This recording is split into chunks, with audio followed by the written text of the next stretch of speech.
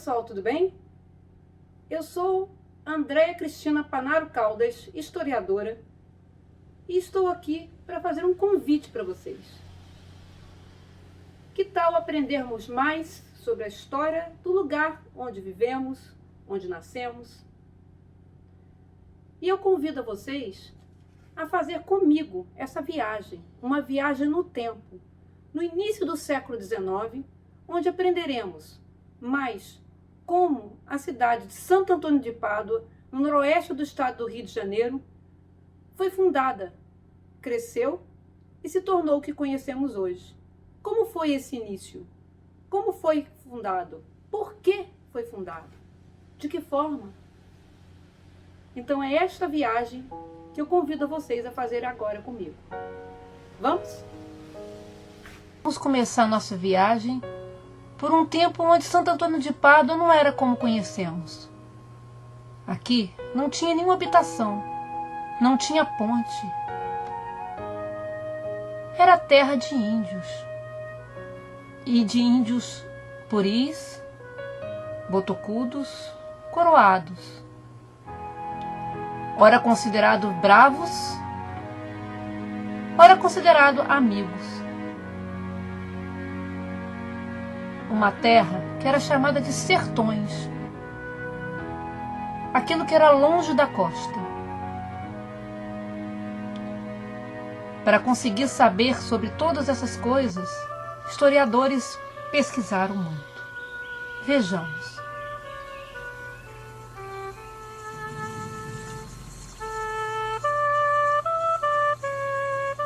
Vejamos como era o trabalho desses sacerdotes jesuítas e também dos freis franciscanos, que tentavam pacificar os índios, porque na época era considerado bom para o Estado, bom para o país que esses índios fossem catequizados e tivessem algum ofício para contribuir com o crescimento da nação.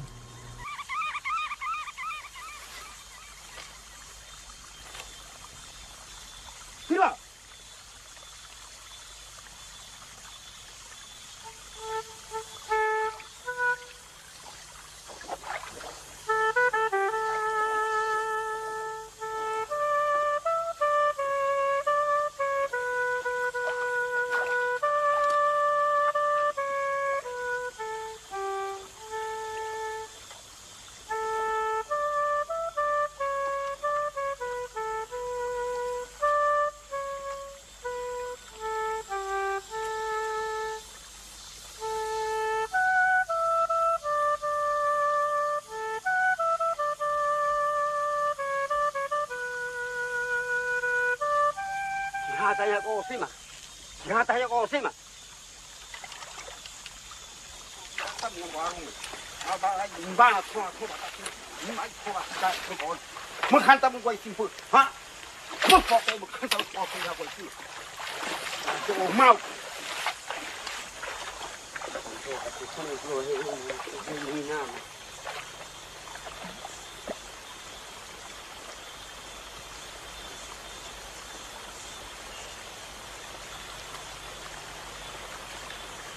Sudah dewa agak sisir orang tu balik.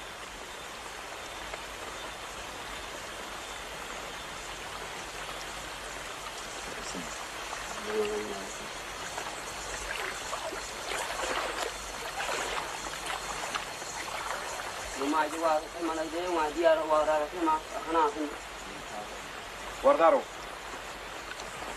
Watau cuma keluar dulu Pak. Mas Numar.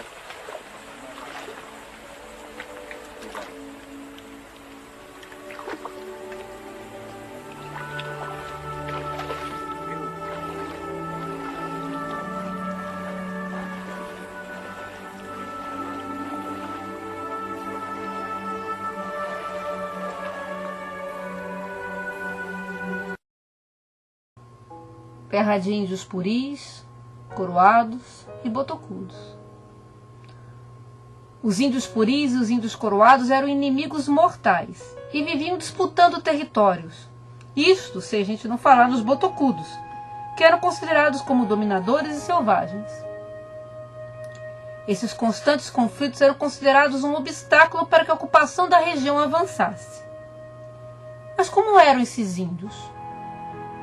De fato, como era a sua aparência? Como habitavam? Os viajantes da época, como Rugendas, von Martius e o príncipe Maximiliano, mostraram através de seus desenhos e pinturas como eram as características físicas desses índios. Como vemos nas imagens.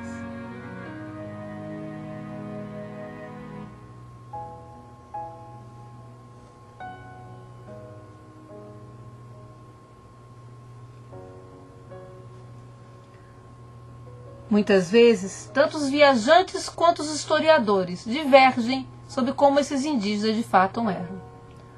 Os puris, que vemos aí agora na tela, por muitos eram considerados selvagens e até canibais. E algumas vezes eles eram considerados pacíficos.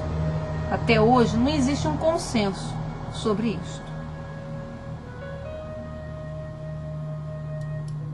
Já os índios botocudos, eles tinham esse nome por causa do que usavam nos lábios para que eles fossem aumentados. Como podemos ver nessas imagens dos homens, as mulheres não usavam, né? Era só os homens.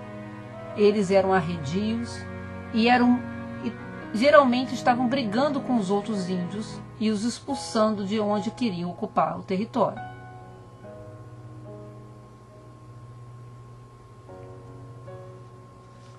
Já os índios coroados ganharam esse nome por causa do corte de cabelo, que fazia lembrar uma coroa. Também não existe um consenso como eram os coroados. Uns falam que eles eram pacíficos, outros que eles eram tão arredios quanto os puris e os botocudos.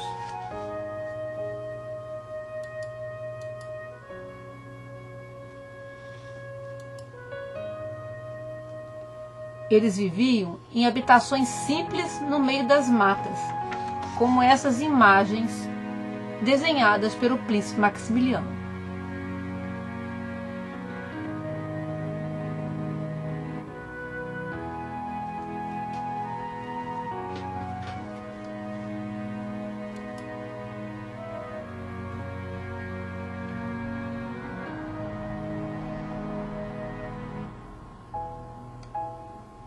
Nós também podemos ver uma curiosidade que está hoje registrada e guardada na Igreja Matriz Santo Antônio de Pádua, que é o registro da última índia que se denominava Puri.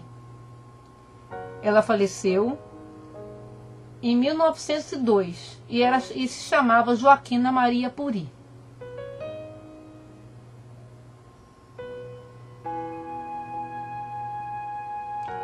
Mas para que esses índios pudessem ser pacificados e catequizados, foram enviados para essas regiões padres jesuítas e freios franciscanos. O primeiro a chegar à região foi Frei Fernando de Santo Antônio, que aqui chegou em meados do século XVIII.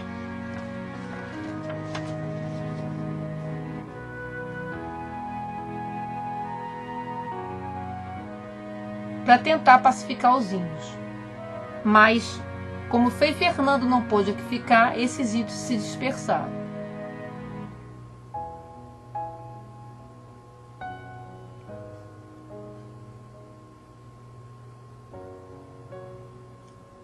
Mais tarde, chegou à região o padre Antônio Martins Vieira, que era um jesuíta, que chegou à região em 1810. Ele foi um grande defensor do direito dos índios, e eles o chamavam de Pai-Açu, que significa grande pai. Ele fundou a capela de Santo Antônio, de Pádua, e aqui formou uma pequena povoação, para continuar o trabalho iniciado pelo Frei Fernando.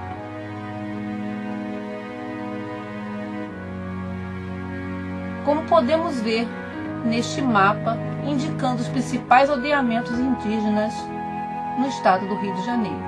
O circulado em vermelho é Pádua, início do século XIX.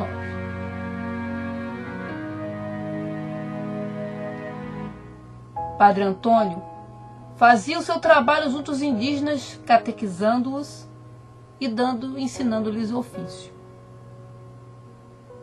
Mas o trabalho dele não era fácil, e ele logo contraiu malária.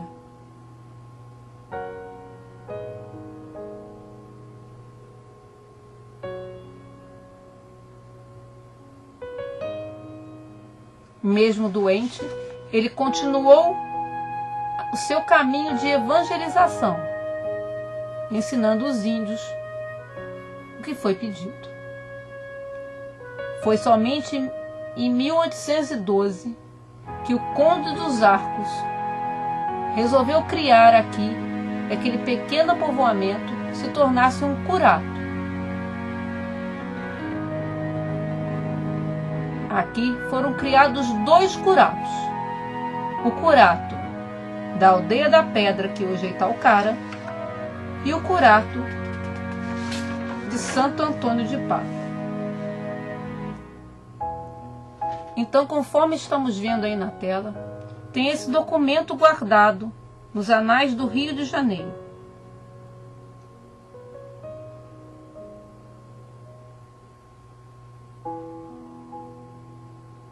Vejamos.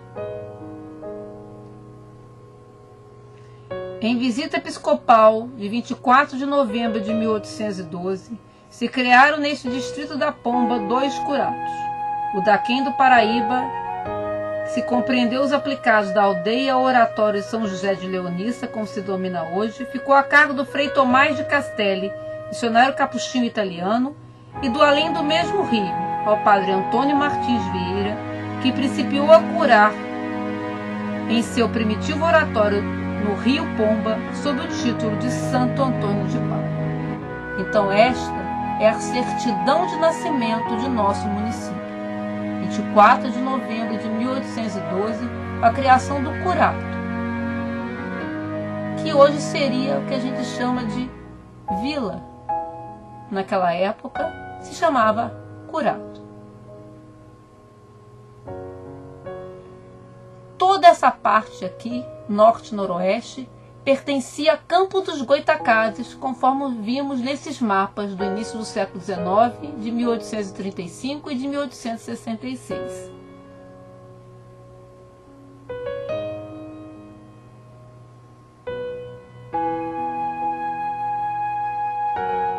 Podemos ver também que o Padre Antônio Martins Vieira criou essa capela, dando o nome de Santo Antônio de Pádua, no meio do país, habitando pelos índios que ele tentava civilizar, de acordo com as coisas da época.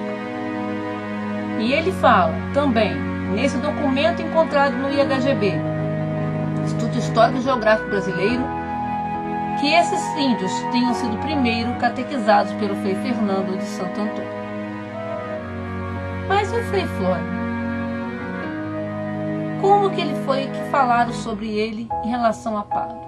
Na verdade, como vamos ver a seguir no Diário de Frei Tomás, Frei Flórido chegou à região em 1827, como podemos ver nesse trecho sublinhado em vermelho, onde fala de Pádua, freguesia esta. Então Pádua já existia quando Frei Flórido aqui chegou.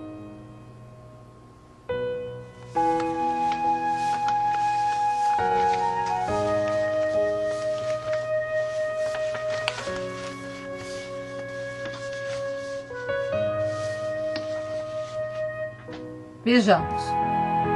Dentro do diário, escreve Frei Tomás: vai Frei Flórido a coadjuvar a Frei Tomás nas missões da Aldeia da Pedra em Campos, também a provisão de coadjutor do excelentíssimo senhor bispo diocesano Dom José Caetano da Silva Coutinho, que o determinava de coadjuvar o curato de São Fidélis, São José de Leonis e Santo Antônio de Pádua.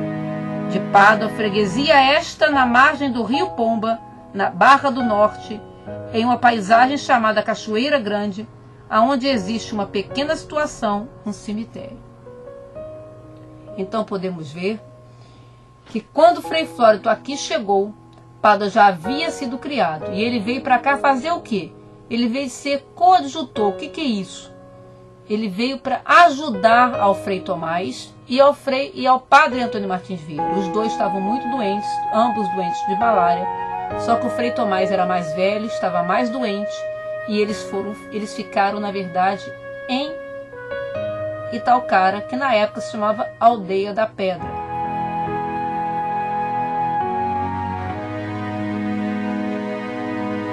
Nós podemos ver nessa transcrição do diário que aparece aí na tela.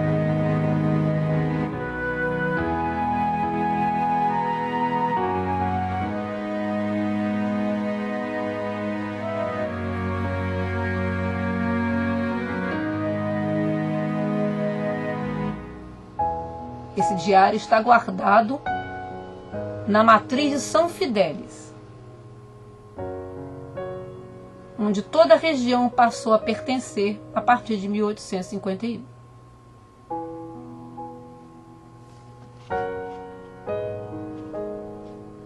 Frei Flórido não chegou sozinho, ele chegou junto com Frei Bento de Gênova, que na época era um missionário leigo. Depois, concluindo os estudos, ele foi ordenado frei pelo próprio Frei Flórido aqui no Brasil.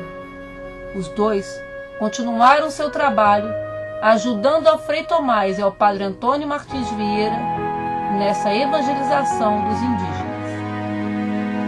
Percorriam a região toda, ajudando no que era possível.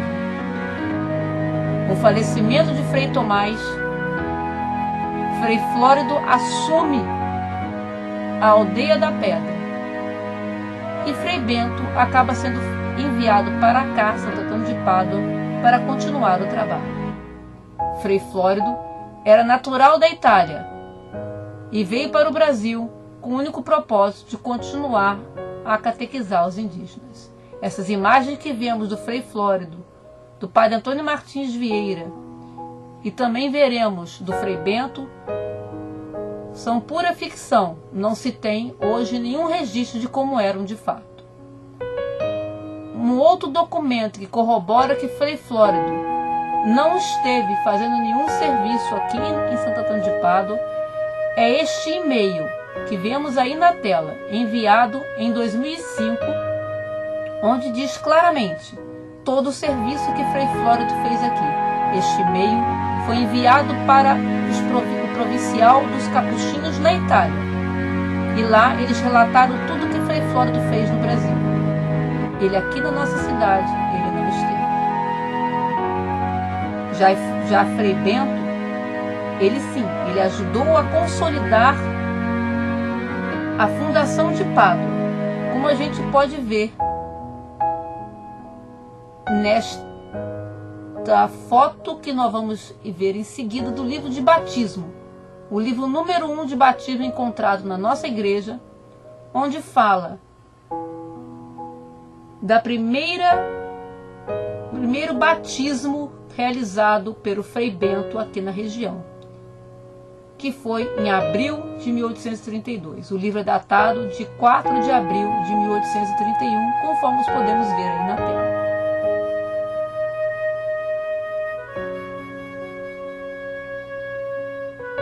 Mas e a aldeia de São Félix? Aonde ficava essa aldeia?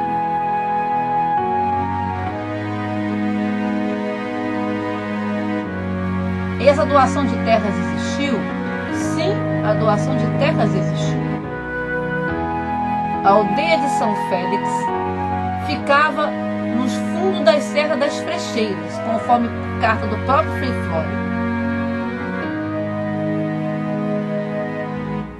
Na imagem, vimos a Serra das Frecheiras.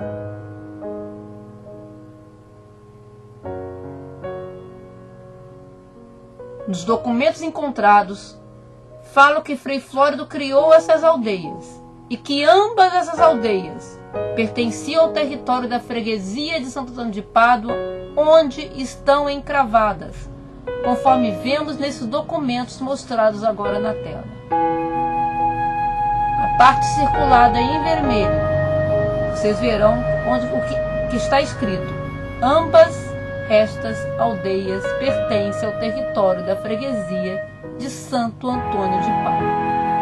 Ou seja, quando Frei Flórido recebeu a doação para criar a aldeia de São Félix, Pádua já existia. Essas vozes, porém, têm sido baldadas tanto a respeito da aldeia de São Félix como de outra, em que quase ao mesmo tempo empreendeu fundar o digno missionário aos fundos do sertão das Frecheiras, igualmente à margem do rio Pomba. Ambas essas aldeias pertencem ao território da freguesia de Santo Antônio de Pádua, onde estão encravados. Está aí marcado em vermelho. Novamente na imagem, a Serra das Frecheiras. Então a aldeia do São Félix ficou para lá, nesse lugar. Mas o próprio Frei Flórido relata que essa aldeia não foi para frente por falta de recursos. Além dele querer colocar na mesma aldeia índios que eram inimigos, eles também não tinham recursos para mantê-los lá.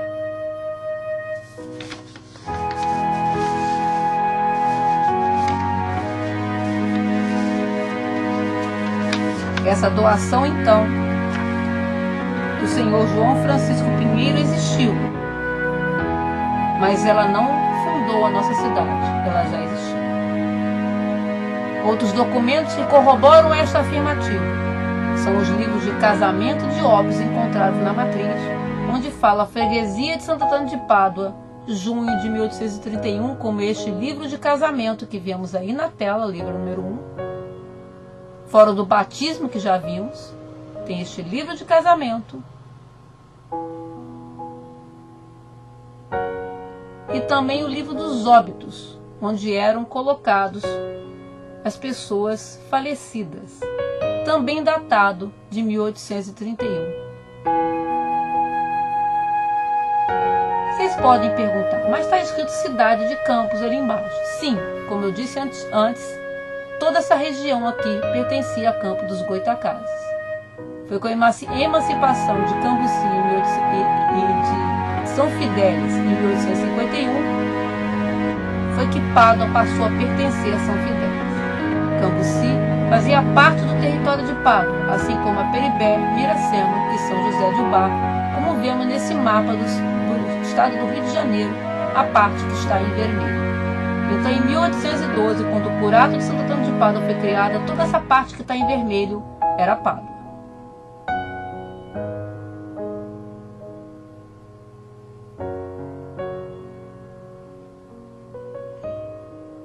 Em portaria de 18 de outubro de 1842, o presidente da província do Rio de Janeiro, João Carlos Viana, assinou uma portaria elevando a freguesia a Santo Antônio de Pádua, o curato do mesmo nome.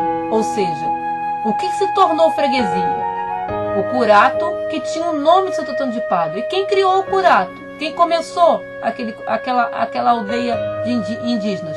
Padre Antônio Martins Vieira.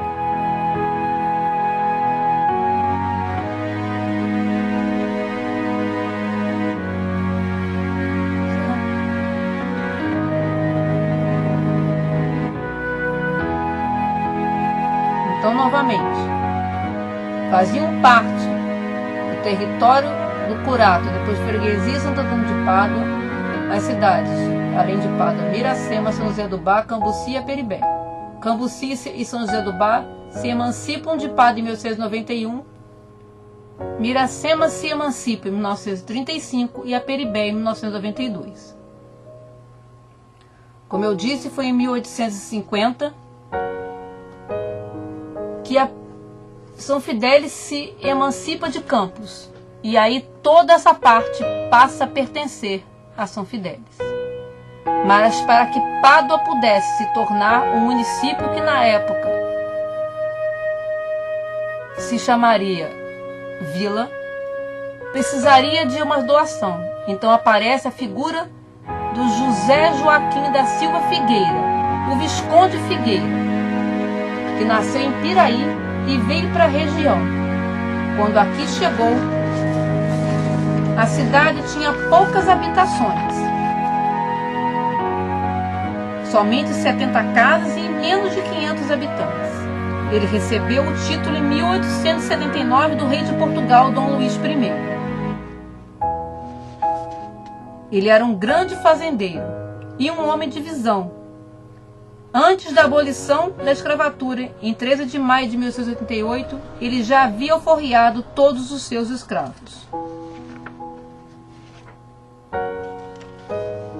Visconde Figueira também doou 20 contos de réis a ser depositado na tesouraria da província no dia 6 de setembro de 1882 para ajudar na criação da vila de Santo Antônio de Pádua, pois era necessário que fosse aqui construído a câmara e também uma cadeia.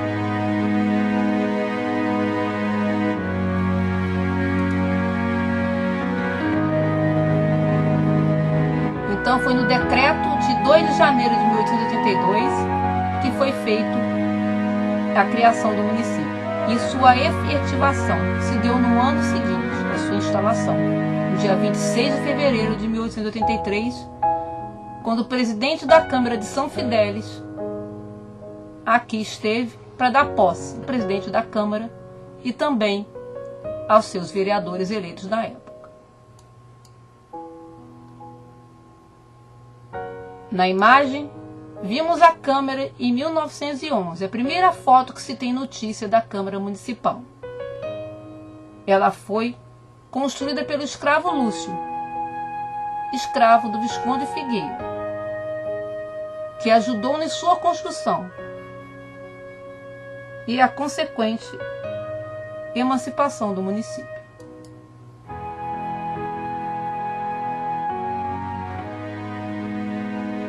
Aqui vimos a ata da instalação do município. Em conformidade com o artigo 3º do decreto de 13 de novembro de 1832, convido os novos vereadores a apresentarem os seus diplomas, o que já foi feito pelos cidadãos Capitão Manuel de Melo Pereira Castro, Capitão Francisco Procópio de Alvim Silva, Manuel Tomás de Aquino Leite, Capitão José Rosarino Leite Ribeiro, e mais outros vereadores que aqui tomaram posse. Visconde Figueira era um grande produtor de café e de cereais. E era um homem de grande visão. E ele se unia aos outros fazendeiros da região, usando o capital de 300 contos de réis para conseguir, junto ao governo imperial, uma concessão de aqui criar uma ferrovia. A inauguração da ferrovia se deu em 1883, em junho, onde o imperador foi recebido pelo Visconde Figueira, pelo Barão de São Domingos e fazendeiros de Pádua e São Fidélis, como podemos ver nesta imagem aí do lado. Em 1884, se deu a sessão solene do primeiro aniversário de instalação do município. Nessa sessão solene, ele deu liberdade ao seu escravo Lúcio e seu filho Henrique, que tinham ajudado na construção da Câmara Municipal. Essa carta de alforria foi entregue pelo Barão de São Domingos. Em 1887, o Visconde fundou na Câmara a primeira Biblioteca Municipal de Santo Antônio de Pádua, com cerca de 1.156 volumes. Ele tinha uma grande preocupação com a cultura e criou em sua fazenda, com os ex-escravos, uma banda de música, o que era raro na época. Nesse infográfico, vemos as datas mais importantes do nosso município. 1727, a chegada do Frei Fernando. 1810, a chegada do Padre Antônio Martins Vieira à região. Em 1812, a criação, a data de nascimento do nosso município. Em 1827, a chegada do Frei Flórido e Frei Bento ao Curato da Pedra e Pádua. Em 1842, a elevação do Curato à freguesia. E em 1882, a emancipação de Pádua. Podemos concluir assim que a fundação de Pádua ocorreu em 24 de novembro de 1812, através do decreto assinado pelo Conde de Arcos. Foi fundado pelo Padre Antônio Martins Vieira. Frei Bento ajudou na consolidação desse curato. A aldeia de São Félix foi uma aldeia indígena criada em 1873, mas não foi adiante e era dentro do território de Pádua. E Frei Flórido nada fez por Pádua. Ele foi apenas coadjutor do Padre Antônio Martins Vieira e pároco de 1867 e 1868. Então, ao chegar a essas conclusões, podemos perceber que Frei Flórido aqui esteve, mas ele não fez trabalho em Pádua. O trabalho dele foi todo em Itaocara. Foi o Frei Bento que veio junto com ele, que ajudou o Padre Martins Vieira na consolidação de nosso município. Com o falecimento do Padre Antônio Martins Vieira em 1838, foi o Frei Bento que continuou esse trabalho aqui, se tornando pároco em 1842. Podemos ver também pelas imagens de 1890 e de 1891, que aqui tinham poucas habitações no final do século XIX ainda.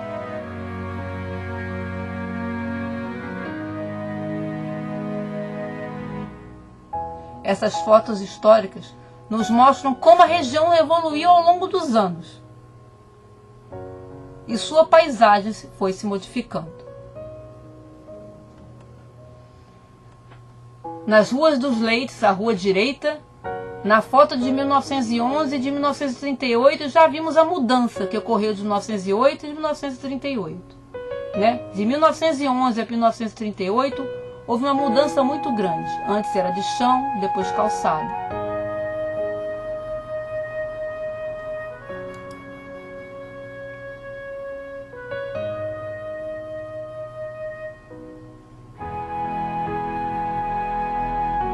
Nesta foto vimos um desfile escolar do Colégio de Pádua na década de 50, também acontecido na Rua dos Leites, ou Rua Direita, conforme popularmente chamada.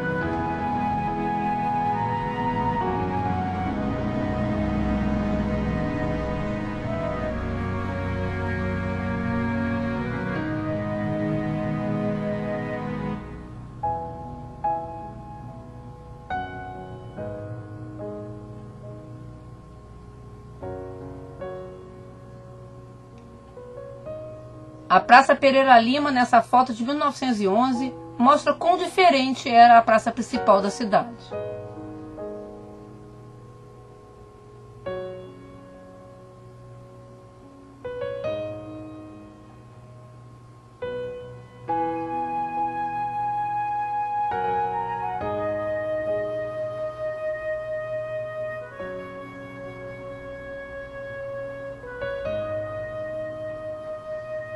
Podemos ver ainda na praça algumas imagens curiosas, como esse quiosque de São João de 1891 e um coreto, nessa foto de 1922. Este coreto foi reportagem da coluna do Anselmo Góes do jornal O Globo, que aqui esteve procurando imagens que mostrassem coretos da região. Nesta foto que veremos a seguir, onde mostra a Liga Católica e o Padre Bruno, podemos ver como o coreto era bonito e imponente. Uma pena que ele foi derrubado depois.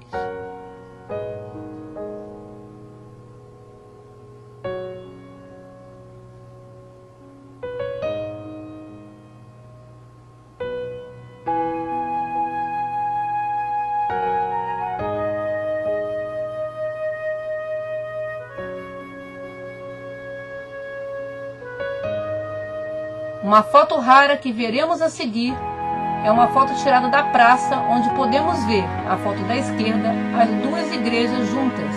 A antiga matriz, a igrejinha pequena à direita, e a atual matriz, à esquerda. É uma foto rara e foi bem difícil de conseguir. Na foto de 1937 à direita, podemos ver como a Praça Pereira Lima era bem diferente do que podemos ver hoje.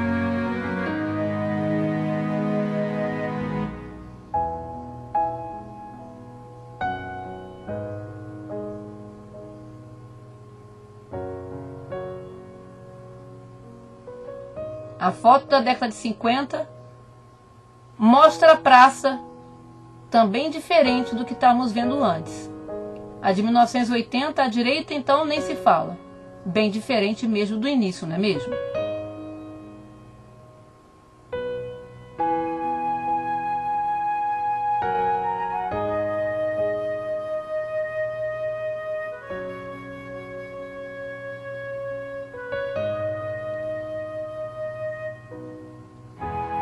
2016, a praça então está bem diferente e bem semelhante de como está hoje.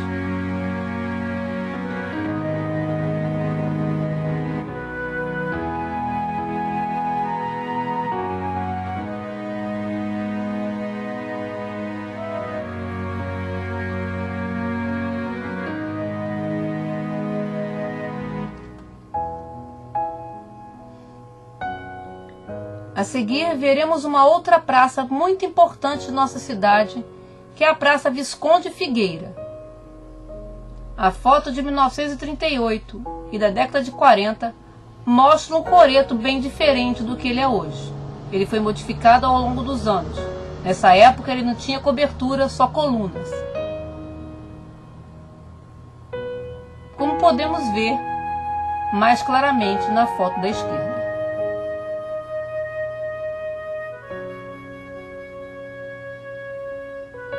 E a nossa ponte, marco de nossa cidade, como era? A ponte Rauweiker foi construída sem os arcos, como podemos ver nessas duas imagens aí, tanto a aérea quanto a na ponte mesmo.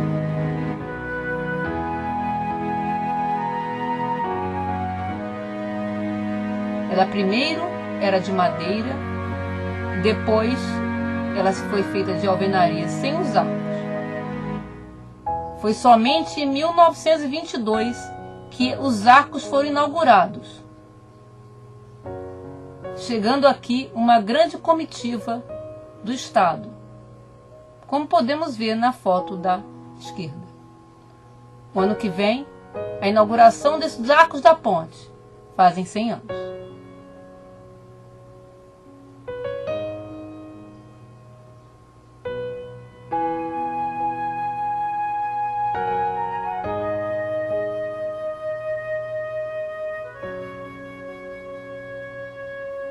As fotos de 1962 da década de 90 mostram algumas diferenças na ponte, como a troca das suas luminárias e também das cores, sendo que a sua cor original era a cor de cimento e amarelada,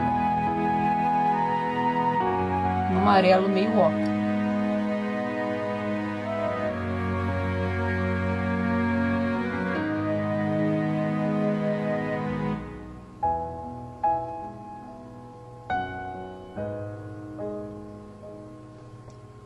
Outra parte da cidade que mudou bastante foi o Largo da Matriz. A antiga matriz era uma pequena capela e que foi derrubada em 1939, quando a nova já estava quase pronta, como vimos nessa sua construção em 1935, na foto da direita.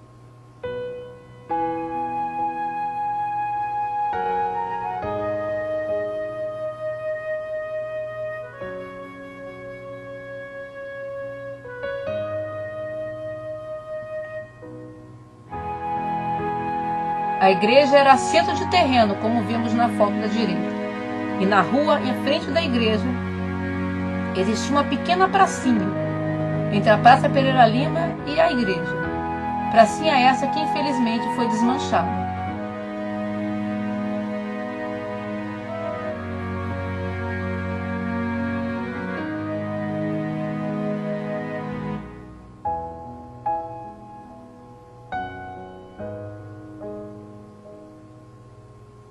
Um outro lugar e bairro que mudou bastante foi o bairro de São Félix, como podemos ver nessas fotos da década de 50. Na foto da direita, vimos que a igreja do São Félix ainda não existia. Existiam apenas casas.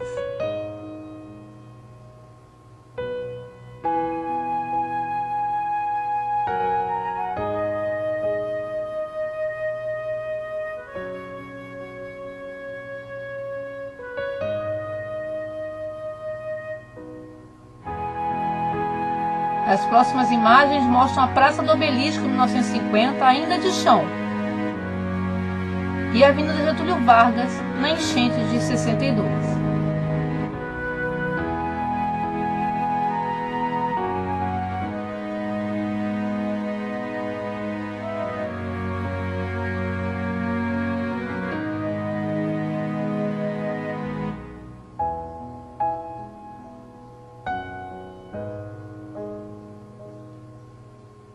As próximas fotos mostram dois marcos da cidade.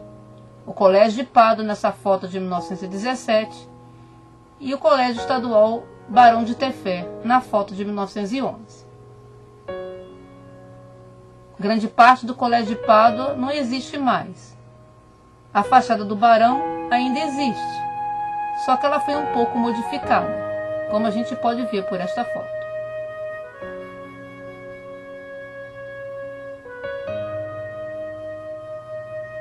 As próximas fotos mostram também coisas bastante interessantes, como a Rua Coronel Olivier, em 1911, ainda de chão e com casas simples e baixas, e a construção da estrada para Miracema, no início da década de 1930.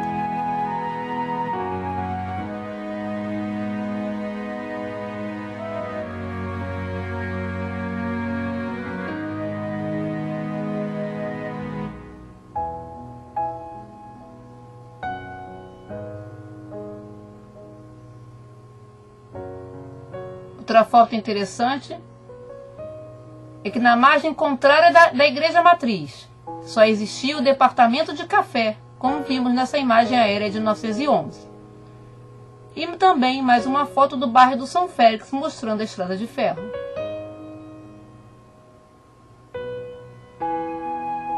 A linha do trem, que até hoje existe.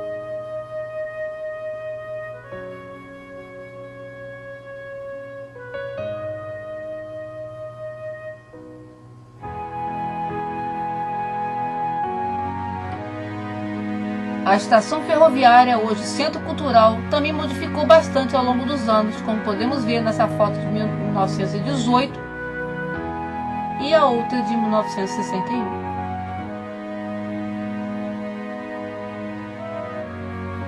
Nesta época, os trens eram um meio de transporte bastante utilizado e ajudava no escoamento da toda a produção da região. Podemos ver nessa imagem agora uma placa que está na Igreja Matriz Santo Antônio de Pádua, homenageando os primeiros missionários que aqui estiveram. Os missionários, primeiros catequistas dos índios coroados que moravam à beira do Pombo, em especial ao capuchinho Frei Fernando Santo Antônio e ao Padre Antônio Martins Vieira, fundador da primeira capela sob a vocação de Santo Antônio de Pádua, ao Frei Bento de Vena, o primeiro vigário desta paróquia em 1842. Então aí mostra que a homenagem do povo católico na comemoração do primeiro centenário da criação de sua paróquia em 1942. Todas essas e muito mais outras informações podem ser encontradas na Fundação de Santo Antônio de Pádua, meu livro que será lançado em breve. Agradeço aqui a Companhia Paduana de Papéis, a Copapa, na pessoa do seu diretor-presidente, Dr. Fernando Pinheiro, pelo patrocínio desta obra. E deixo aqui um pensamento. O passado não é algo que está distante, quieto, intocado. Ele está sempre mudando. Seu significado se transforma com o tempo. Javier Cercas. Então, espero que tenham gostado da nossa viagem do tempo. E convido a vocês para os próximos vídeos. Até a próxima!